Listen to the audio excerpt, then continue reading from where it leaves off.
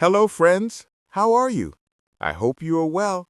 Thank you for watching my video. Today, I have brought you some new information. I hope you like it and keep watching. Stay by my side. In the glittering courts and muddy villages of medieval Europe, beauty was far more than vanity. It was survival. A woman's appearance could determine her social standing, her marriage prospects, and even her safety. But behind the silken veils and jeweled crowns lay a world of pain, danger, and absurdity. The medieval beauty standards were ruthless and by today's measure almost impossible to endure. The pale skin obsession. In the Middle Ages, pale skin wasn't just fashionable, it was proof that you were noble, untouched by the labor of the fields. Women went to horrifying lengths to achieve this ghostly complexion. They used lead-based powders, vinegar washes, and even mercury mixtures to bleach their skin. The poison seeped into their blood, causing illness, paralysis, and sometimes death. Yet they persisted. A hint of tan meant you worked outside, and that could shatter your reputation instantly. To maintain that fragile fairness, women avoided sunlight like the plague. Wide hats, veils, and long sleeves were mandatory even during scorching summers. Some even drew blue veins on their faces with special dyes to appear more translucent, fragile, pure, and heavenly. Eyebrows were the enemy. Eyebrows, surprisingly, were seen as crude and masculine. A smooth, high forehead was the ultimate beauty sign. To achieve it, women plucked or even shaved their eyebrows entirely. Some went further, pulling out their front hairline to create a massive, rounded forehead that was considered angelic and noble.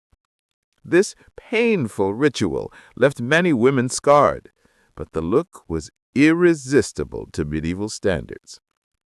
Imagine scraping your forehead raw every morning just to look pure, a price too high for a beauty fad.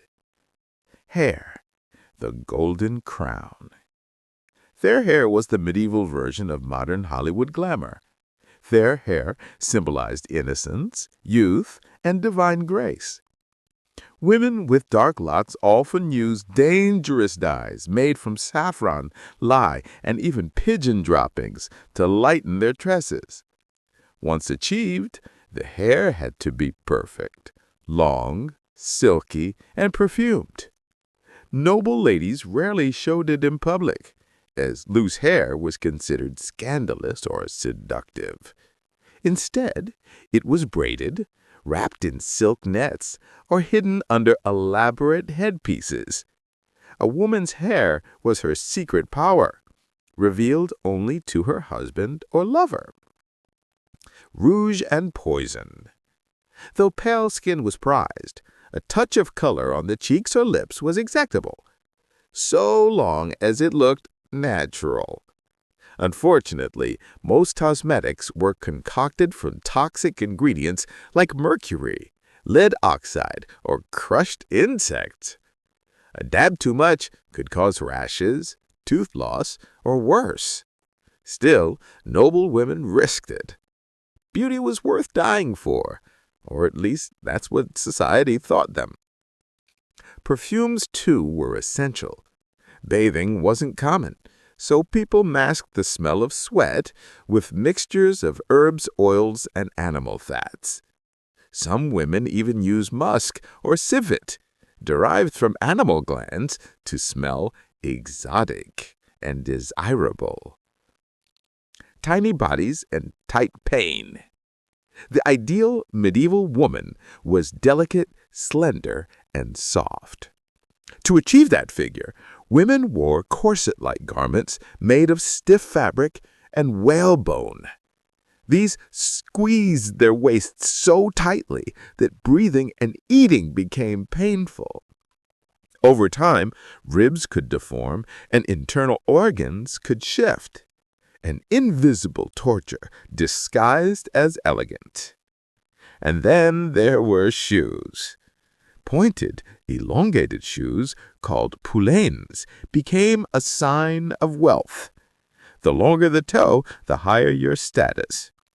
Some reach over a foot long, making walking nearly impossible.